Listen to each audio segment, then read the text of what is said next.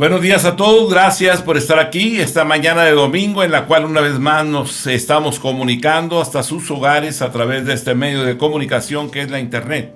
Muchas gracias por permitirnos estar con ustedes y también agradecerles a todos aquellos que están comunicados la oportunidad que nos dan de estar sembrando la preciosa semilla en sus mentes y en sus corazones, ¿verdad?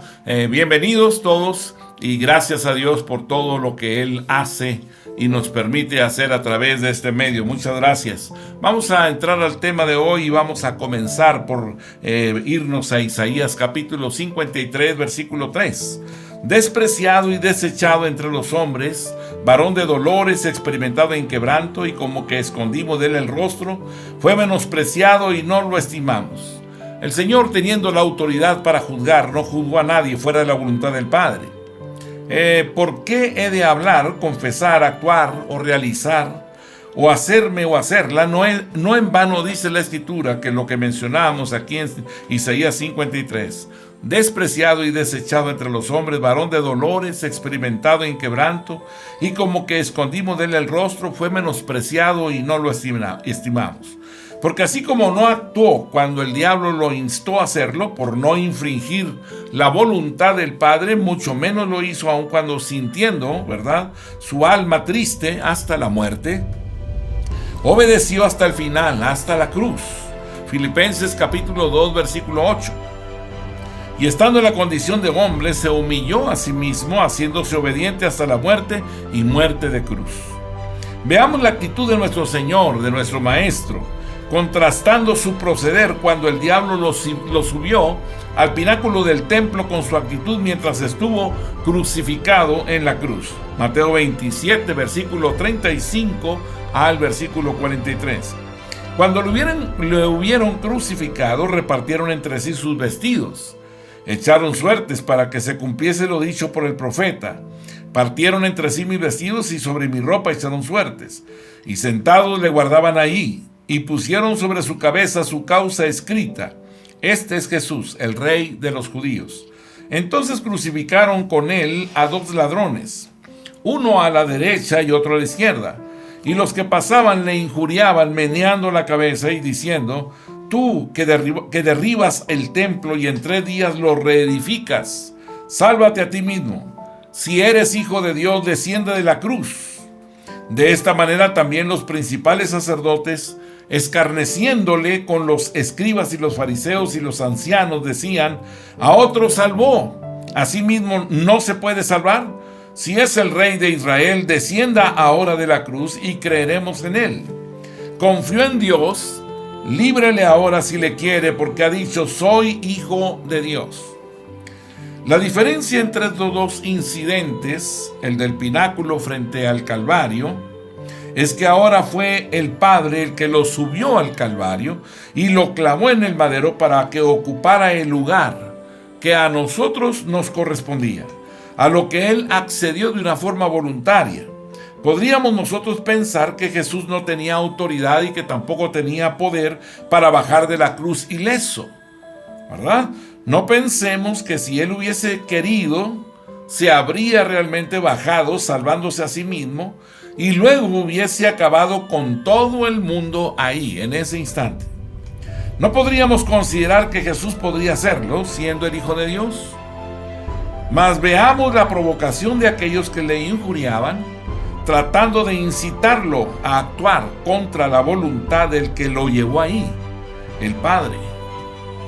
Ellos decían en Mateo capítulo 27, versículo 40 y el versículo 42 y 43, y diciendo: Tú que derribas el templo y en 3 días lo reedificas, sálvate a ti mismo, y si eres hijo de Dios, desciende de la cruz. Verso 42. A otro salvó, ¿a sí mismo no se puede salvar? Si es el Rey de Israel, descienda ahora de la cruz y creeremos en él. Verso 43. Confió en Dios, líbrele ahora si le quiere, porque ha dicho: soy hijo de Dios. Ellos prometían tener fe en él, si se salvaba a sí mismo, lo que sería realmente una negación total del evangelio y la usurpación de la gloria del Padre, pues la fe es un don de Dios. Efesios capítulo 2, versículo 8. Porque por gracia sois salvos por medio de la fe, y esto no de vosotros, pues es don de Dios. Salmo capítulo 3, versículo 8. La salvación es de Jehová, sobre tu pueblo sea tu bendición. Por lo que es todavía más increíble y que para muchos es piedra de tropiezo, es el hecho de que Jesús tenía que morir para luego vivir. Efectivamente, si Jesús se hubiese salvado a sí mismo, no nos habría podido salvar ni a ti ni a mí. Pues salvándose Él, no cumpliría el propósito de la salvación, y que era salvarnos a nosotros mediante su muerte. Y posteriormente, ¿verdad?, la resurrección. Esa era la astucia del diablo y su insistencia en el desierto, así como en la cruz. Tú decías que eres hijo de Dios, el diablo está manifestando, ¿verdad?, incitando. Tú decías que eres hijo de Dios y también que eres rey de Israel. ¿Por qué no bajas? ¿No dijiste que Dios siempre está contigo? Porque siempre hace su voluntad y que el Padre siempre te libra. Pues que te libre ahora si es verdad que te ama. ¿No dices que eres el Hijo amado, el unigénito del Padre lleno de gracia y de verdad? Entonces, si te ama, que te libre. En realidad, ¿no te ufanabas en decir que confiabas en Él? Pues tírate. Escrito está que Él mandará a sus ángeles que te libren. ¿No confías en la palabra? Lánzate abajo. Tírate de esa cruz, mas Jesucristo crucificado hizo silencio. Pero antes en el desierto, ahí sí le había contestado al tentador. Mateo capítulo 4, el versículo número 7. Jesús le dijo, escrito está también, no tentarás al Señor tu Dios. En el desierto no dice cómo bajó Jesús, solo que el diablo dejó de molestarlo. Mas lo que sí sabemos es que el día que bajó de la cruz, realmente Él bajó porque el Padre fue quien lo bajó para subirlo aún más alto. Romanos capítulo 1, versículo 4, que fue declarado Hijo de Dios con poder, según el Espíritu de Santidad, por la resurrección de entre los muertos. Filipenses capítulo 2, versículo 9 al 11. Por lo cual Dios también le exaltó hasta lo sumo, y le dio un nombre que es sobre todo nombre, para que en el nombre de Jesús se doble toda rodilla de los que están en los cielos y en la tierra y debajo de la tierra, y toda lengua confiese que Jesucristo es el Señor, para gloria de Dios Padre. Por eso el diablo quería que Jesús bajara para que Dios nunca lo subiera. Así que cuando el adversario lo vio en el sepulcro, lo quiso retener, sabiendo que Dios lo levantaría. Pero la Biblia dice que era imposible que la muerte pudiera retenerlo. Hechos capítulo 2, versículo 24. Al cual Dios levantó, sueltos los dolores de la muerte, por cuanto era imposible que fuese retenido por ella. La muerte tuvo que vomitarlo porque Dios metió su mano hasta las mismas entrañas y lo arrebató. La muerte estaba acostumbrada a tragar pecadores, pero cuando llegó un justo que nunca había pecado, su santidad le dio náuseas y tuvo que vomitarlo. Empezó a temblar, pues sabía que había llegado ahí aquel que dijo, Oseas capítulo 13, el versículo número 14, de la mano del Seol los redimiré, los libraré de la muerte, oh muerte, yo seré tu muerte y seré tu destrucción. Oh Seol, la compasión será escondida de mi vista. Y siendo sorbida la muerte en victoria, 1 Corintios capítulo 15, versículo número 54. Y cuando esto corruptible se haya vestido de incorrupción y esto mortal se haya vestido de inmortalidad, entonces se cumplirá la palabra que está escrita. Sorbida es la muerte en victoria. Expirando, lo soltó y Dios lo levantó. Hechos capítulo 2, versículo número 24. Al cual Dios levantó, sueltos los dolores de la muerte, por cuanto era imposible que fuese retenido por ella. Esa es la misma razón por la cual el que cree en él, aunque esté muerto, vivirá. Juan capítulo 11, versículo número 25. Le dijo Jesús: yo soy la resurrección y la vida. El que cree en mí, aunque esté muerto, vivirá. En aquel día tendrás la imagen del Hijo y te levantarás con un cuerpo semejante al de la gloria suya, y la muerte no podrá retenerte, sino que como Él tendrá que vomitarte también. Levantándote, ¿verdad? Dice: levántense los moradores del polvo, levántense como la hortaliza.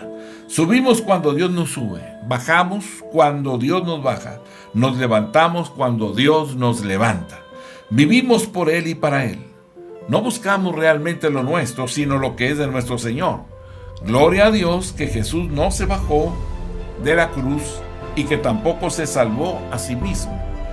Él, cuando Pedro le previno de la muerte, a pesar de que este era un discípulo, lo reprendió diciendo en Mateo 16, verso número 23. Pero él, volviéndose, dijo a Pedro: quítate delante de mí, Satanás, me eres tropiezo, porque no pones la mira en las cosas de Dios, sino en las de los hombres. Jesús tenía puestos los ojos en la cruz, porque el Padre lo había enviado, y dijo, Juan 12, 27 y 28, ahora está turbada mi alma, ¿y qué diré? Padre, sálvame de esta hora. Mas para esto he llegado a esta hora. Padre, glorifica tu nombre. Entonces vino una voz del cielo: lo he glorificado y lo glorificaré otra vez. Así actúan los hijos de Dios. Dios distingue a un hijo suyo más por su sujeción a Él que por los milagros que hace en su nombre. Es importante analizarla, meditar. Dios distingue a un hijo suyo más por la obediencia, por la sujeción a Él, que por los milagros que hace en su nombre. La palabra dice en Mateo capítulo 7, versículos 22 y 23. Muchos me dirán en aquel día: Señor, Señor, ¿no profetizamos en tu nombre, y en tu nombre echamos fuera demonios, y en tu nombre hicimos muchos milagros? Entonces les declararé: nunca os conocí, apartados de mí, hacedores de maldad. Sin embargo, dirá a los que están a su derecha, Mateo capítulo 25, versículo 21 y versículo número 34. Y su Señor le dijo: bien, buen siervo y fiel, sobre poco has sido fiel, sobre mucho te pondré, entra en el gozo de tu Señor. Entonces el rey dirá a los de su derecha: venid, benditos de mi Padre, heredad el reino preparado para vosotros desde la fundación del mundo. A Dios no se le representa con anillo de oro, ni con un auto lujoso último modelo, tampoco, ni con una casa nueva. A Dios se le representa viviendo para Él, ¿verdad? Viviendo por Él y en Él. Cuando Él es el todo en nuestra vida, entonces lo estamos honrando. Y con esto no estamos diciendo que los hijos de Dios deban de ser pobres. No. Hay promesas de pacto y todas ellas tienen que ver con riquezas, tienen que ver con autoridad. Pues Él les dio las riquezas a las naciones y dijo que inclusive las reinas serían sus nodrizas y los reyes les servirían. Isaías 49, verso 23. Reyes serán tus ayos y sus reinas tus nodrizas. Con el rostro inclinado a tierra te adorarán y lamerán el polvo de tus pies. Y conocerás que yo soy Jehová, que no se avergonzarán los que esperan en mí. Todo eso es verdad. Pero si estamos sujetos al Padre, sujetos a su voluntad, no independientes de Él, no usando lo suyo para nuestros caprichos, para suplir nuestras necesidades o salir de las emergencias que experimentamos en la vida, no para aparentar, sino para ser íntegros como es Él, el rico se hizo pobre, no porque le gustaba la pobreza, ni le hiciera culto a la miseria, sino porque así fue Él, así es como el Padre lo había determinado, para que los pobres fueran enriquecidos en Él. Ahora, aquel que se humilló a sí mismo está reinando en gloria y en riquezas, y nosotros reinaremos así con Él. El que era la justicia fue juzgado como un criminal. El que era el Salvador del mundo fue clavado en una cruz. Aun cuando la ley dice que es maldito todo aquel que es clavado en un madero. Gálatas capítulo 3, versículo número 13. Cristo nos redimió de la maldición de la ley, hecho por nosotros maldición, porque está escrito: maldito todo aquel que es colgado en un madero. Para que nosotros fuésemos aceptos delante del Padre, en realidad Jesucristo usó el poder para salvar a otros y sin embargo menospreció el oprobio y prefirió sufrir la cruz antes que salvarse a sí mismo. Hebreos capítulo 12, versículo 2. Puestos los ojos en Jesús, el autor y consumador de la fe, el cual por el gozo puesto delante de él sufrió la cruz, menospreciando el oprobio, y se sentó a la diestra del trono de Dios. Jesús podía usar su poder y autoridad para librarse, pero entonces no hubiese cumplido con el propósito divino. Por lo que podemos entender que no se trata de salir del problema, sino hacer la voluntad del que nos envió. ¿Cuántas veces nos sentimos presionados y queremos hacer las cosas a nuestra manera sin guardar la voluntad de aquel que nos llama? El que ama más al Padre y a su voluntad que a sí mismo, identifica de una forma fácil al adversario y vence la tentación.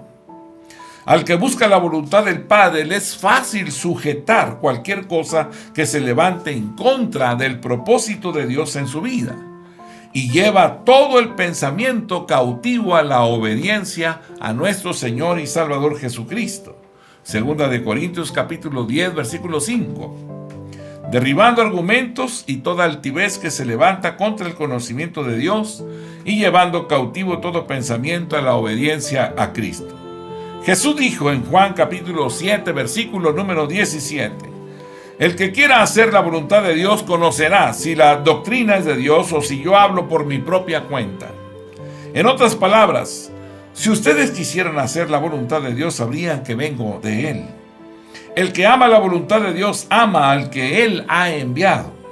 Veamos que a los que confían en Dios, el adversario les pone tropiezo precisamente ahí, en el espectro de la confianza y la seguridad de su palabra. En ese aspecto entonces se manifiesta, ¿verdad?, esa capacidad. Veamos que a Jesús le ridiculizan, le dicen en Mateo 27, verso 43: confío en Dios, líbrele ahora si le quiere, porque ha dicho: soy hijo de Dios. Como cristianos podemos atravesar por varias aflicciones o por muchas aflicciones, y podemos escuchar este tipo de reprimendas.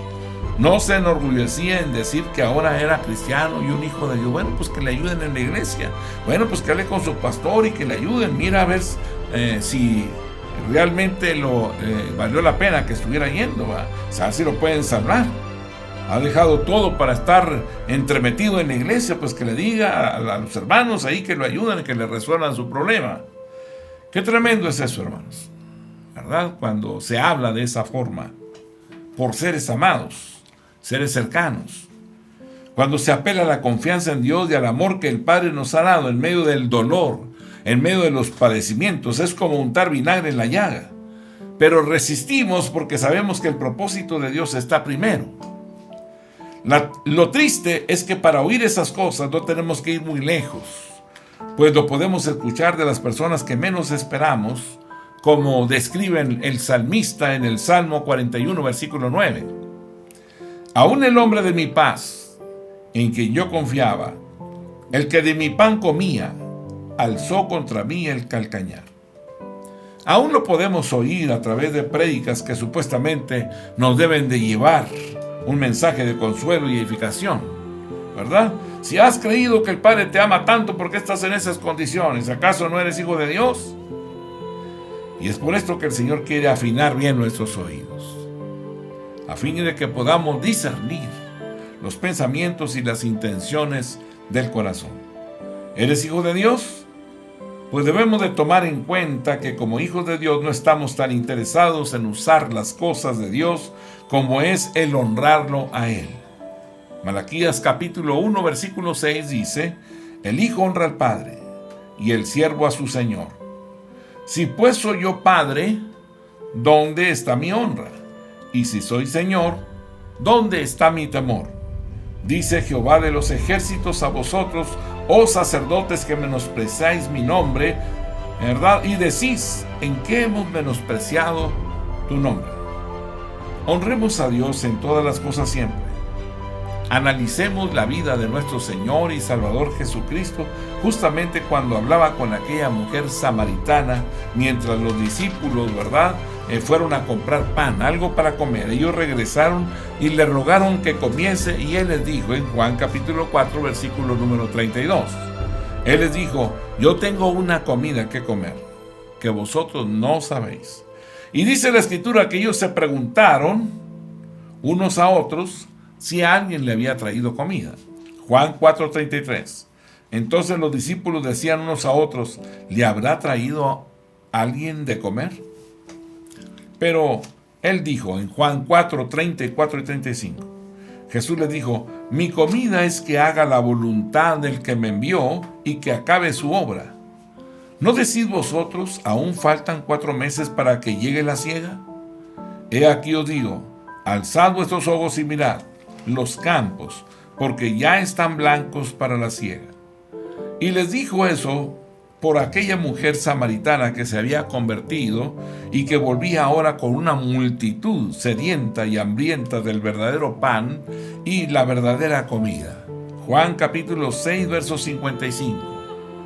Porque mi carne es verdadera comida y mi sangre es verdadera bebida. Por eso vino Jesús para alimentar al hambriento con la comida que no perece jamás. Y hacer eso le satisfacía más que suplir su propia necesidad. Jesús no vino a cambiar lo establecido por Dios. La naturaleza de las cosas no vino a cambiarlas, tampoco vino a cambiar lo viejo, empatándolo con lo nuevo, tampoco vino a eso. Pues sabía que entonces el daño sería peor. Marcos capítulo 2, versículo número 21. Nadie pone remiendo de paño nuevo en vestido viejo. De otra manera, el mismo remiendo nuevo tira de lo viejo y se hace peor la rotura. Mateo capítulo 9, versículo 17. Ni echan vino nuevo en odres viejos. De otra manera, los odres se rompen y el vino se derrama, y los odres se pierden. Pero echan el vino nuevo en odres nuevos, y lo uno y lo otro se conservan juntamente. Por el contrario, Él vino a hacer algo nuevo, a quitar lo primero para establecer lo postrero. Segunda de Corintios capítulo 5 versículo 17. De modo que si alguno está en Cristo, nueva criatura es. Las cosas viejas pasaron. He aquí, todas son hechas nuevas. Hebreos capítulo 10 versículo número 9. Y diciendo luego, he aquí que vengo, oh Dios, para hacer tu voluntad.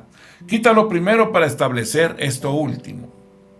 Sin embargo, Jesús tenía autoridad sobre lo natural.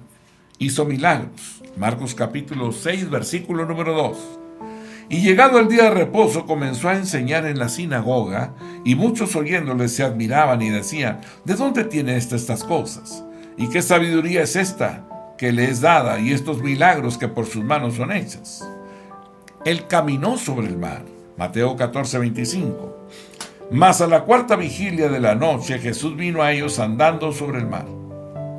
Él habló a la tormenta y ésta se calmó. Mateo capítulo 8, verso 26. Él les dijo, ¿por qué teméis, hombres de poca fe?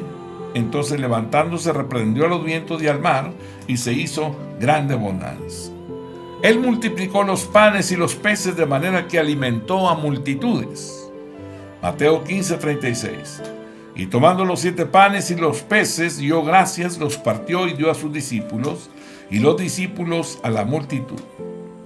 Mas a todas esas cosas, ¿verdad? En todas esas veces, Él cumplió la voluntad del Padre. Por tanto, no estamos diciendo que los hijos de Dios no deban hacer milagros, sino que estos deben hacerse sujetos a la voluntad del Señor. La sobrenaturalidad divina no estriba en el uso de una varita mágica, combinada con algún conjuro y resuelto el problema. De esa forma ya resolvimos la necesidad. No, Jesús hizo montones de milagros. pero nunca actuó independientemente del Padre. El Padre es quien lo había enviado.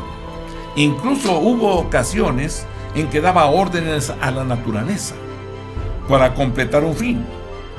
Cuando le exigieron que pagara un impuesto que no le correspondía, para no entrar en discusión, mandó a Pedro al mar a pescar y tomó una moneda del vientre del primer pez que pescó, para pagar el impuesto de los dos. Mateo 17:27. Sin embargo, para no ofenderles, ve al mar y echa el anzuelo, y el primer pez que saques, tómalo, y al abrir la boca hallarás un estatero. Tómalo y dáselo por mí y por ti. Cuando quiso comer fruto de la higuera y no encontró en ella frutos, la maldijo y enseguida se secó. Mateo 21:19. Y viendo una higuera cerca del camino, vino a ella y no halló nada en ella, sino hojas solamente, y le dijo: nunca jamás nazca de ti fruto, y luego se secó la higuera. También dispuso del asna y de un pollino para entrar a Jerusalén, porque lo necesitaba. Y cuando fue necesario usar la fuerza, hizo un azote de cuerdas y echó fuera del templo a hombres y animales, impidiendo que hicieran de la casa de oración un mercado. Juan 2:15. Y haciendo un azote de cuerdas, echó fuera del templo a todos, y las ovejas y los bueyes, y esparció las monedas de los cambistas y volcó las mesas. Nadie se opuso, nada ni nadie se resistió. Porque Jesús, el Señor de la naturaleza y de toda la creación, solamente el hombre no lo ha querido obedecer, pero la naturaleza sí reconoció a su Señor. No obstante, él supo usar la autoridad del Hijo cuando la necesitó, y todavía ahí en ese momento cumplió con la palabra de Dios. A veces decimos que repetimos que Jesús se levantó de entre los muertos, pero la Biblia dice que fue el Padre quien le levantó. Hechos capítulo 2, versículo 24 y verso 32. Dice que fue el Padre quien le levantó. Y dice: al cual Dios levantó, sujetos los dolores de la muerte, por cuanto era imposible que fuese retenido por ella. Verso 32, 2:32 de los Hechos. A este Jesús resucitó Dios, de lo cual todos nosotros somos testigos. Hechos capítulo 3, versículo 15 y versículo 26. Y matasteis al autor de la vida, a quien Dios ha resucitado de los muertos, de lo cual nosotros somos testigos. Verso 26. A vosotros primeramente Dios, habiendo levantado a su Hijo, lo envió para que os bendijese, a fin de que cada uno se convierta de su maldad. ¿Acaso no tenía Jesús poder para levantarse? ¿No dijo él a los judíos que el Padre le amaba porque él pondría su vida para volverla a tomar? Jesús dijo en Juan 10:18: nadie me la quita, sino que yo de mí mismo la pongo. Tengo poder para ponerla y tengo poder para volverla a tomar. Este mandamiento recibí de mi Padre. Jesús también dijo en Juan 11:25. Le dijo Jesús: yo soy la resurrección y la vida. El que cree en mí, aunque esté muerto, vivirá.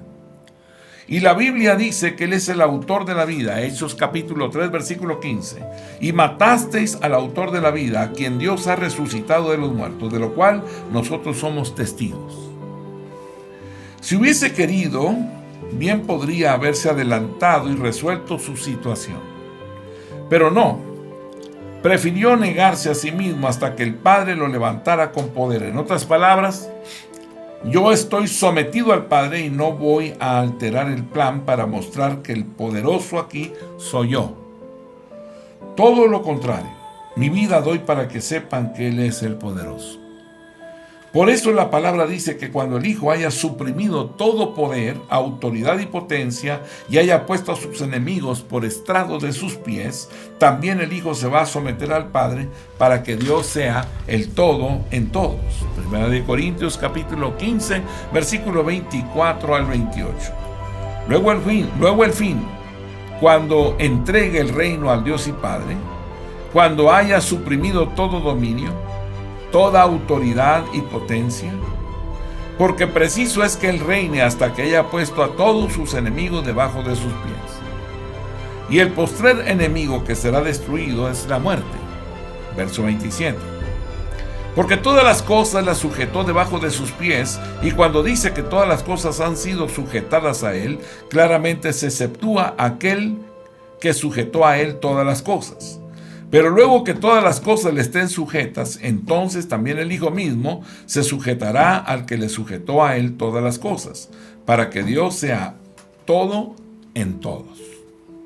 Quiere decir entonces que allá arriba, a pesar de que el Padre le entregó y sujetó a él todas las cosas, y lo sentó a la diestra haciéndolo Señor y Rey, el Hijo estará sometido al Padre. Dios lo exaltó hasta lo sumo. Filipenses capítulo 2, versículo 9.